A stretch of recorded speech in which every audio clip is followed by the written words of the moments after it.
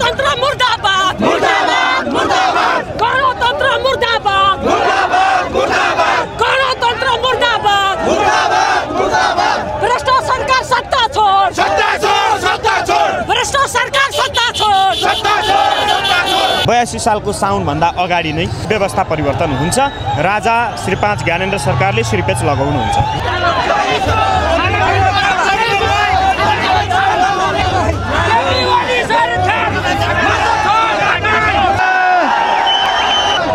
Oh my God airport भित्रै छिर्न छिर्न भने हामी लगभग अन्तिम समयमा छौँ, उत्तरार्धमै छौँ हामी। त्यो कारणले अहिलेदेखि हामीले तयारी गर्दै गर्नुपर्छ भनेर त्यो तयारीको एउटा चाहिँ नि यो तयारीको बिगुल सुरुवातको यो महसुस गराउन नेपाल सरकारलाई महसुस गराउनको लागि उपस्थित भएको हौँ। यहाँ आज 5-7 लाख जनता उपस्थित भएका छन् हैन। यो जनतालाई उपेक्षा यो सरकारले नगरोस्। यो जनता यदि भोलिको दिनमा संसद भवनभित्र छिरे र नेताका घर घर पुगे भने त्यो बेलामा कुनै पनि सुरक्षा निकायले हाम्रा नेताहरूलाई सुरक्षा दिन सक्दैन। त्यो अवस्था आउनुभन्दा पहिला नै सचिएर 5 बुँदे सहमति बिउताउने कुरा हो या भनौँ सरकारसँग गरिएको भद्र सहमतिको विषयमा अब सोच्ने बेला हो। यो भन्दा पनि ढिलो गरे भने गणतन्त्रवादीहरू पछुताउने छन् र भोलिको दिनमा बङ्गलादेशका जस्ता नेताहरूले भाग्नुपर्ने अवस्था हाम्रो देशको नेताको आउनेछ। ठ्याक्कै कहिलेसम्म आउन सक्छ? तपाईँले विगतमा भविष्यवाणी गरिरहनु हुने भएकाले मैले सोध्न चाहेँ। तपाईँको चाहिँ कुरामा अलिकति जनताले विश्वास पनि गर्ने गरेका छन्। मैले पहिला पनि भनेको थिएँ 81 साल गणतन्त्र अन्त्यको साल हो भनेर। माहौल देख्दै गर्दाखेरि 81 सालमै जो यो भइरहेको छ त्यसमा पनि मैले के भनेको थिएँ 81 साल सकिँदा नसकिँदै भनेको थिएँ। लगभग त्यही चरणमा छौँ हामी अहिले। 81 सालको अन्तिम समयमा छौँ हामी। त्यो कारणले गर्दा मेरो बुझाइमा दिनवाला माथि होला त्यसमा, तर यो मेरो बुझाइमा 82 सालको साउनभन्दा अगाडि नै भनेपछि साउनभन्दा अगाडि नै यो व्यवस्था परिवर्तन हुन्छ।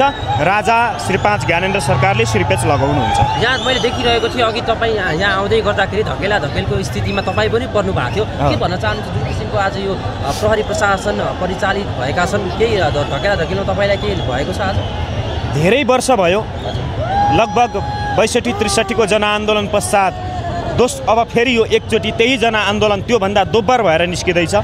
त्यसको लागि सैनिक प्रहरीहरू पनि तयारी अवस्थामा छन्। तयारी बन्नै पर्छ, किनभने जनताको भिड थेग्ने बानी अब सुरक्षा निकायहरूले पनि आजबाट चाहिँ बानी बसाल्नुपर्छ। यसो भन्दै गर्दा त 62-63 का शहीदहरूको त्याग र बलिदान त यसै खेरा गयो होइन र? देशका लागि मर्नेलाई शहीद भनिन्छ, नेताका लागि मर्नेलाई शहीद भनिन्छ। भनेपछि 62-63 मा ज्यान गुमाउनेहरूलाई तपाईँ शहीद भन्नुहुन्छ? ती नेताका लागि मरेका हुन्, देशका लागि मरेका हैनन्। देशका लागि मर्ने मात्रै शहीद हुन्छन्। जो नेताका लागि मरे, कुनै व्यक्तिका लागि मरे, तिनीहरूलाई शहीद भनिँदैन।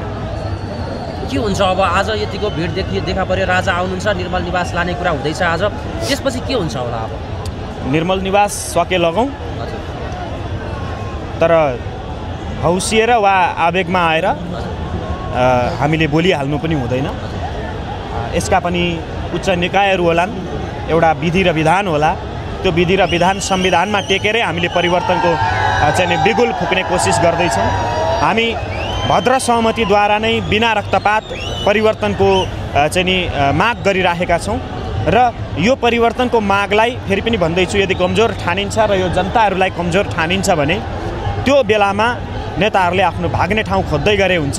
जनता अब चुप लागेर बस्नेवाला छैनन्, किनभने हाम्रो देश टुक्रिएको, हाम्रो देश विखण्डन भएको हामी हेर्न चाहँदैनौँ र हामी हेर्न सक्दैनौँ। यदि यस्तो भयो भने त देश झन्भन्दा झन् पछाडि सरेको देखियो। अब अहिले तपाईँहरूले राज संस्था पुनर्स्थापनाको कुरा गर्दै हुनुहुन्छ, अझ 20 वर्षपछि पञ्चायत ल्याउनु पर्ला भन्नु होला, त्योभन्दा 20 वर्षपछि राणा चाहियो भन्नु होला। यसरी त देश कसरी अगाडि बढ्छ? यदि तपाईँले हिँडेको बाटो गलत छ र तपाईँ पुग्नुपर्ने गन्तव्यमा पुग्नु भएन भने तपाईँले जहाँबाट सुरुवात गर्नुभयो यात्राको त्यही फर्केर फेरि सही गन्तव्यको चाहिँ नि पहिचान गरेर हिँड्नुपर्छ।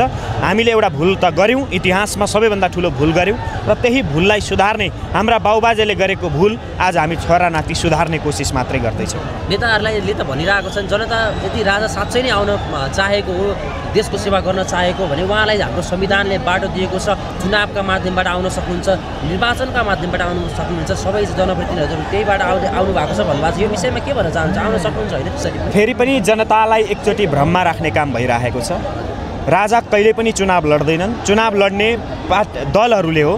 राजा दलभन्दा माथि हुन्छन्। त्यो कारणले यदि म खुल्ला चुनौती दिन चाहन्छु, यदि त्यत्तिकै चुनाव लड्ने रहर सायद केपी ओलीले भनेको हुनुपर्छ, अहिलेका सम्माननीय प्रधानमन्त्रीले, हामी विरोध गर्दैनौँ, तर यदि त्यत्तिकै चुनाव लड्ने रहर केपी ओलीलाई छ भने अहिले राजीनामा दिएर आउनुहोस्, म तपाईँसँग तपाईँको क्षेत्रबाट चुनाव लड्न तयार छु र म त्यो यदि तपाईँले चुनौती एक्सेप्ट गर्न सक्नुहुन्छ भने आउनुहोस्, म तयार छु। केपी ओलीको क्षेत्रबाट चुनाव लड्ने अहिले आज यति बेलै तयार छु। आगामी निर्वाचनमा उठ्ने तपाईँ केपी ओलीको क्षेत्रबाट पक्का आगामी चुनावै हुँदैन, चुनावै हुँदैन 84मा चुनावै हुँदैन, यो व्यवस्था पल्टिन्छ है। राजा आइहाले पनि निर्वाचन त हुनुपर्ने होला नि, होइन? किन गर्नु पर्यो निर्वाचन?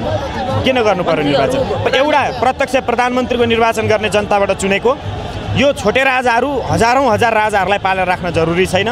प्रदेश खारिज गरेर यो संसदीय व्यवस्था जुन अहिले यो भार बनेको छ देशलाई, यसलाई पूर्ण रूपमा निस्तेज बनाएर एउटा राजालाई अभिभावकको रूपमा राखेर राम्रो विश्वासिलो जनताले माया गरेको बालेन जस्तो एउटा कुनै व्यक्तिलाई प्रधानमन्त्री बनाएर त्यस पछाडि उनीहरूले गरेको शासनको हामी चाहिँ एउटा भनौँ न जनता भएर बस्न यो आन्दोलन आज यतिका मान्छेमा जुलुस कर्मीहरू आउनु भएको छ।